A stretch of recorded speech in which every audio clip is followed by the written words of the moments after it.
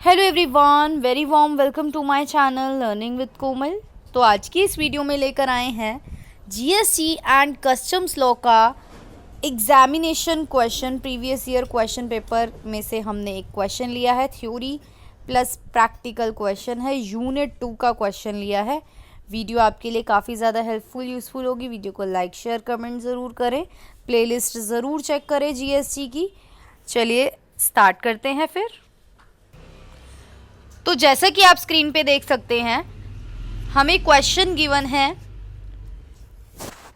ए और B part में। ये क्वेश्चन हमें गिवन है। सबसे पहले बोला गया कि एक्स एक रजिस्टर्ड डीलर है, यानी कि जीएसटी में रजिस्टर्ड है वो एक रजिस्टर्ड डीलर जो डेस्कटॉप कंप्यूटर ऑफर कर रहा है और साथ में वुडन टेबल ऑफर कर रहा है। डेस्कटॉप कंप्यूटर की जो अमाउंट है वो 50,000 है टैक्स से पहले, बिफोर टैक्स, और वुडन टेबल की अमाउंट 5,000 है बिफोर टैक्स, मतलब टैक्स से पहले की कॉस्ट हमें बताई है।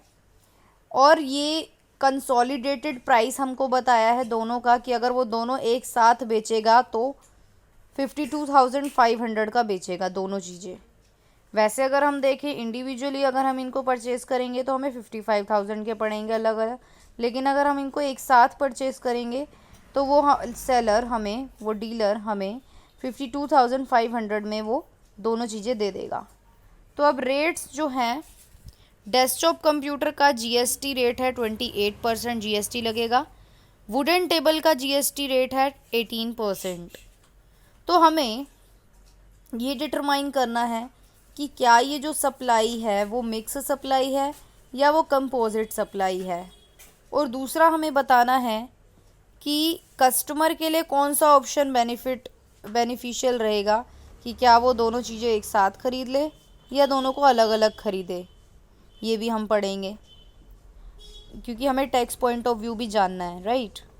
और उसके बाद हम बी क्वेश्चन पे आएंगे। अभी हम ए को समझते हैं, ए के आंसर पे चलते हैं, देन हम बी क्वेश्चन पे आएंगे।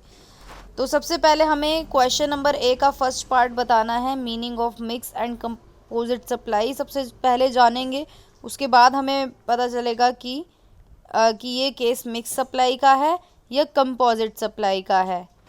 तो मिक्स सप्लाई का मतलब क्या होता है, जब दो या दो से ज़्यादा गुड्स या सर्विसेज की जो है सप्लाई होती है, और यहाँ उनका कोई कॉम्बिनेशन, यहाँ पे भी कॉम्बिनेशन ही कर रहे हैं basically, made in conjunction with each other, मतलब एक साथ उनको बेचते हैं और सिंगल प्राइस पे। जैसे इस क्वेश्चन में भी हमें बताया कि 52,500 को वो दोनों को मिला के बेचेगा, तो दैट इज़ सिंगल प्राइस। तो where such supply does not constitute a composite supply, तो ये हमें बताया गया मिक्स सप्लाई के बारे में। कंपोजिट सप्लाई की अगर हम बात करें तो ये टैक्सेबल पर्सन के द्वारा की जाती है, जिसमें दो या दो से अधिक टैक्सेबल सप्लाई की जाती है गुड्स एंड सर्विसेज की, ठीक है, विच आर नेचुरली बंडल्ड, जो एक साथ जुड़ी होती हैं। और ऑर्डिनरी कोर्स ऑफ बिजनेस में भी आप इनको बेचते हो, एक साथ ही बेचते हो, ठीक है। तो बेसिक डिफरेंस बिटवीन बोथ, इन दोनों के बीच का डिफरेंस है कि मिक्स सप्लाई नेचुरली बंडल्ड नहीं होती और ये इंडिपेंडेंट होती है। कहने का ये मतलब है कि ये उस एक्स जो रजिस्टर्ड डीलर है उसकी मर्जी है कि वो वुडन टेबल और कंप्यूटर साथ में बेच रहा है, तो ये मिक्स सप्लाई हो गई। क्योंकि वुडन टेबल और कंप्यूटर साथ बेचना कोई नेचुरली बंडल्ड चीज़ नहीं है। वही अगर हम सीपीयू बेचें और कंप्यूटर को एक साथ बेचें तो वो हमारी कंपोजिट सप्लाई कहलाएगी, क्योंकि नेचुरली आप कंप्यूटर बेच रहे हो तो आपको सीपीयू भी साथ में ही बेचना पड़ेगा, राइट। तो कहने का ये मतलब है कि जो हमारा ये क्वेश्चन में दिया हुआ है ये केस मिक्स सप्लाई का है, क्योंकि ये दोनों चीज़ें नेचुरली बंडल्ड चीज़ें नहीं हैं, अलग अलग चीज़ें हैं। तो इस केस में डेस्कटॉप कंप्यूटर और wooden table are not naturally bundled and independent है। वो दोनों आइटम बहुत अलग अलग हैं, दोनों का कोई, हाँ मैं मानती हूँ कि टेबल पे हम कंप्यूटर ज़रूर रखते हैं, लेकिन ऐसा ज़रूरी नहीं है कि ये नेचुरली एक साथ ही बिके। तो कैन बी सोल्ड इंडिपेंडेंटली, ये अलग अलग भी बिकते हैं। तो इस तरीके की जो सप्लाई है वो मिक्स कहलाएगी, ना कि कंपोजिट कहलाएगी। तो हमें इससे ये क्लियर हुआ कि मिक्स सप्लाई कौन सी होती है, जब दो चीज़ें हम एक साथ बेच रहे हैं लेकिन उन दोनों का एक दूसरे के साथ कोई नेचुरली रिलेशन नहीं है और वो दोनों चीज़ें अलग अलग भी बेची जा सकती है, दैट इज़ मिक्स सप्लाई। लेकिन कंपोजिट सप्लाई वो सप्लाई होती है जो नेचुरली बंडल्ड होती है और वो एक दूसरे के साथ ही बेच जाएंगी, जैसे कि मैंने एग्जांपल बताया कंप्यूटर के साथ सीपीयू, तो दैट इज़ कंपोजिट सप्लाई, क्योंकि बिना सीपीयू के कंप्यूटर नहीं चलेगा। तो अब हमारा केस हमें समझ में आ गया कि ये मिक्स सप्लाई का केस है। तो अब हमें क्वेश्चन नंबर 1 का सेकंड पार्ट बताना है कि कस्टमर के लिए क्या बेनिफिशियल रहेगा, क्योंकि कस्टमर को जो सेलर है, डीलर है, वो क्या ऑफ़र कर रहा है कि आप ये दोनों चीज़ें एक साथ खरीदोगे तो मैं आपको 52,500 का दूंगा, और यही अगर आप ये दोनों चीज़ों को अलग अलग खरीदोगे तो मैं 55,000 का बेचूंगा। लेकिन हमें टैक्स पॉइंट ऑफ व्यू को भी देखना है, हमें ये देखना है कि दोनों ही ऑप्शन में और टैक्स वैक्स जब हम इंक्लूड करते हैं तो कितनी कॉस्ट आएगी और कस्टमर के लिए क्या चीज़ बेनिफिशियल रहेगी। तो अब हम सबसे पहले ये देखेंगे कि मतलब जो हमारा केस है वो केस क्या है कि अगर कस्टमर दोनों चीज़ें एक साथ खरीदता है, यानी कि जो ऑफ़र की जा रही हैं 52,500 के अकॉर्डिंग खरीदता है, तो क्या होगा। तो ऑब्वियसली 28% का जीएसटी लगेगा, तो 52,500 का 28% जीएसटी लगेगा, जो कि आएगा 14,700 रुपये। तो कस्टमर को ये टोटल जा पड़ेगी अमाउंट 67,200, जैसा कि आप स्क्रीन पे देख ही सकते हैं। लेकिन अगर कस्टमर इन दोनों को अलग अलग खरीदेगा तो क्या होगा।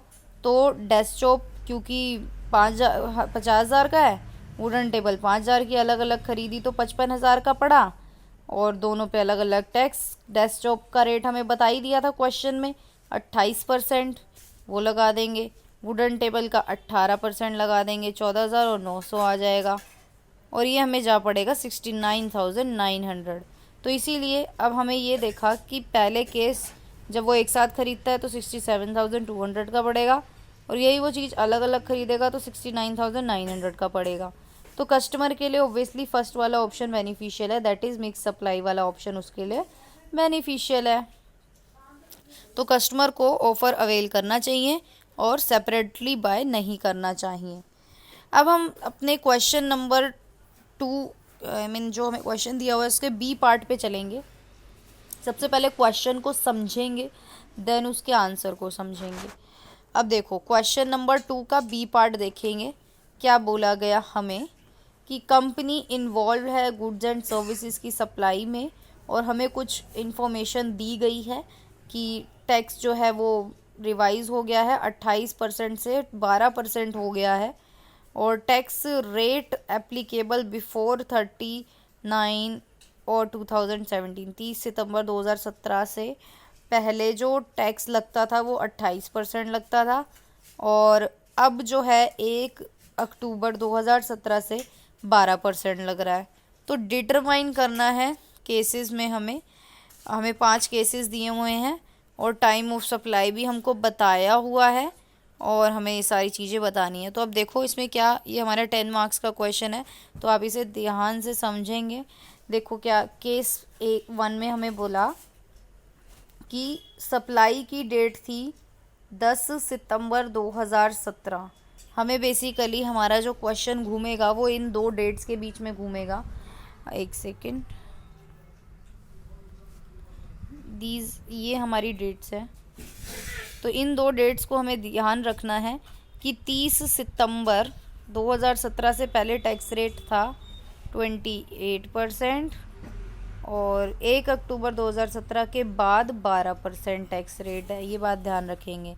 तो अब ये वाली जो केस 1 में सप्लाई हुई है वो 10 सितंबर 2017 को हुई है, यानी कि 28% वाले रेट के हिसाब से हुई है, राइट। 28% वाले रेट के हिसाब से हुई है। और जो इनवॉइस है यानी कि जो बिल है वो कब इशू हुआ था, वो इशू हुआ था 5 अक्टूबर 2017 को, और 1 अक्टूबर 2017 को तो ऑलरेडी टैक्स कम हो चुका था, यानी कि 12% हो ही चुका था। और date of receipt of payment जो है वो कितनी है, 6 अक्टूबर 2017। तो कहने का मतलब है अब हम आंसर पे चलते हैं अपने और समझते हैं इस क्वेश्चन को। तो अब ये आ चुका है हमारे पास क्वेश्चन, तो हम समझेंगे इसको। देखो क्या इन्होंने पहले हमें कुछ समझाया है कि in accordance with section 14 of CGST act, हमारे CGST एक्ट सेक्शन 14 के according time of supply in cases where there is a change in rate of tax shall be as follow. तो हमें ये सारी चीज़ें बताई गई। क्या बोला गया कि if date of supply of goods और सर्विस इज़, कि गुड्स एंड सर्विस की सप्लाई अगर बिफोर, सप्लाई की बात हो रही है यहाँ पे, सप्लाई की बात हो रही है, तो क्या बोला कि अगर गुड्स एंड सर्विसेज की सप्लाई टैक्स रेट चेंज होने से पहले हो रही है, और इनवॉइस डेट हमें बताई आफ्टर चेंज, और है ना, तो ये हमारा वही केस था आफ्टर चेंज वाला, कि भाई इनवॉइस डेट जो है वो चेंज के बाद हुई, यानी कि बिल जो है वो रेट चेंज होने के बाद हुआ, और डेट ऑफ रिसिप्ट है वो भी बाद में हुई। ये क्वेश्चन में हमें यही दिया हुआ है। हाँ, और time of supply earlier of invoice date और date of receipt of payment, मतलब इनवॉइस बिल वाली डेट और date of receipt of payment, इनसे पहले, मतलब जो चीज़, जो डेट पहले वाली है, चाहे वो इनवॉइस डेट पहले वाली हो, चाहे डेट ऑफ रिसिप्ट पेमेंट पहले वाली हो, आपका जो टैक्स लगेगा वो न्यू रेट के हिसाब से लगेगा।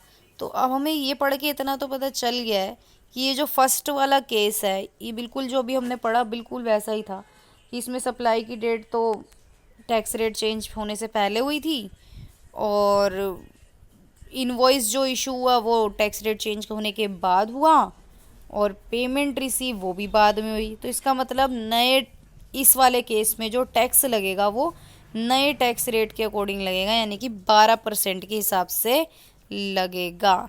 तो ये बिल्कुल दिया हुआ है हमें, ठीक है।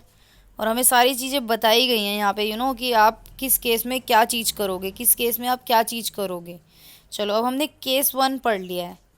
केस 1 भी अगर आप देखोगे तो हमारा देखो आंसर भी बिल्कुल सही आ रहा है 12% के हिसाब से। केस 1 का देखेंगे, ये हमारा आंसर भी सही आ रहा है। अब हम अपने केस 2 पे चलते हैं कि केस 2 हमसे क्या कहना चाह रहा है। केस 2 बोल रहा है कि डेट ऑफ सप्लाई जो है वो 12 सितंबर 2017 को हुई, और इशू ऑफ इनवॉइस भी सितंबर में ही हुआ, लेकिन पेमेंट जब रिसीव हुई वो 10 अक्टूबर को हुई। तो अब ये वाला केस हमसे बोल रहा है कि सप्लाई की डेट और इनवॉइस इशू की डेट दोनों ही पुराने वाले टैक्स जब था जिस टाइम, उसी दौरान हुई, यानी कि सितंबर के दौरान, क्योंकि अक्टूबर में तो टैक्स रेट चेंज हो गया। तो अब ये वाला केस देखेंगे, तो देखो इसके बारे में क्या बोला कि बिल्कुल यही वाला केस है। सप्लाई की डेट भी टैक्स रेट चेंज होने से पहले की बताई गई, इनवॉइस इशू बिफोर चेंज बताया। देखो बिफोर चेंज जो इनवॉइस डेट है वो भी टैक्स रेट चेंज होने से पहले वाला ही केस है, राइट। और हमारा रिसिप्ट ऑफ पेमेंट है वो आफ्टर है, क्योंकि 10 अक्टूबर को मिल रहा है पेमेंट, तो बिल्कुल यही वाला केस है। और इनवॉइस डेट भी इसकी जो है वो हमें पता ही है कि टैक्स से पहले वाली, चेंज होने से पहले वाली डेट है, तो यहाँ पे ओल्ड रेट के हिसाब से लगेगा, यानी कि 28% के हिसाब से लगेगा। जैसे कि आप देख सकते हो सेकंड केस का आंसर भी हमारा 28% हमें गिवन है। All right, now let's move on case 3। अब हम केस 3 को देखेंगे। मतलब देखो कितने इजी क्वेश्चन है कि हमें जस्ट डेट्स देखनी है और पता लगाना है कि हमारा ये पुराने रेट से टैक्स लगेगा या नए रेट से टैक्स लगेगा। तो अब थर्ड केस हमारा कह रहा है कि ये बिफोर टैक्स रेट चेंज होने से पहले की डेट सप्लाई डेट है, और इशू ऑफ इनवॉइस जिस दिन टैक्स रेट बदला, चेंज हुआ, उस दिन का इनवॉइस है, और लेकिन जो रिसिप्ट ऑफ पेमेंट है वो सितंबर में ही हो गई, मतलब पेमेंट हमें बिल इशू होने से भी पहले ही हो गई। तो ये थोड़ा टेढ़ा केस है जिसको हम थोड़ा समझेंगे कि ये हमसे क्या कहना चाह रहा है। तो अभी हमारा बिफोर वाला ही चल रहा है, सप्लाई बिफोर वाला ही चल रहा है। इनवॉइस डेट हमारी जो है वो बिफोर वाली ही है, नहीं आफ्टर चेंज वाली, क्योंकि 1 अक्टूबर में ही हुआ है ना। हाँ, तो आफ्टर चेंज वाली है, ये वाला केस है हमारा आफ्टर चेंज। और रिसिप्ट ऑफ पेमेंट जो है वो क्योंकि 29 को मिली है, यानी कि चेंज होने से पहले ही मिल गई, तो यहाँ पे भी ओल्ड रेट से ही लगेगा, यानी कि आंसर यहाँ पे भी 28 ही आएगा आपका। तो ये आंसर हमारा 28% ही है। Now let's move on case 4। Case 4 में आपकी जो डेट ऑफ सप्लाई है वो टैक्स रेट चेंज होने के बाद की ही है। इनवॉइस आपका टैक्स रेट चेंज होने से पहले ही इशू हो गया, और रिसिप्ट ऑफ पेमेंट आपकी आफ्टर टैक्स रेट चेंज इसके बाद ही है। तो अब हम देखेंगे इस केस को भी। तो यहाँ पे हमारा जो सप्लाई है वो टैक्स रेट चेंज होने के बाद वाली है, इसमें इनवॉइस हाँ बिफोर चेंज वाली ही निकली है, और date of receipt of payment हमें हाँ आफ्टर में ही मिला है। तो यहाँ पे एक तरीके से न्यू रेट के हिसाब से ही हमें टैक्स पे करना है, यानी कि 12% के हिसाब से। तो केस 4 भी हमारा क्या है, 12% आंसर।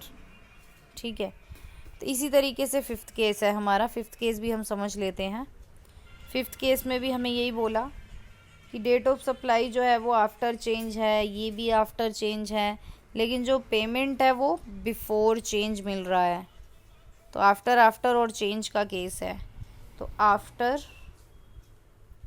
एक सेकेंड, तो आफ्टर और बिफोर चेंज, हाँ बिल्कुल यही केस है। तो यहाँ पे भी न्यू रेट से ही लगेगा, यानी कि 12% के अकॉर्डिंग लगेगा। तो ये था हमारा theory plus practical question. I hope आपको बिल्कुल अच्छे से प्यार से समझ में आ गया होगा। वीडियो को लाइक शेयर कमेंट ज़रूर करें। Thank you so much.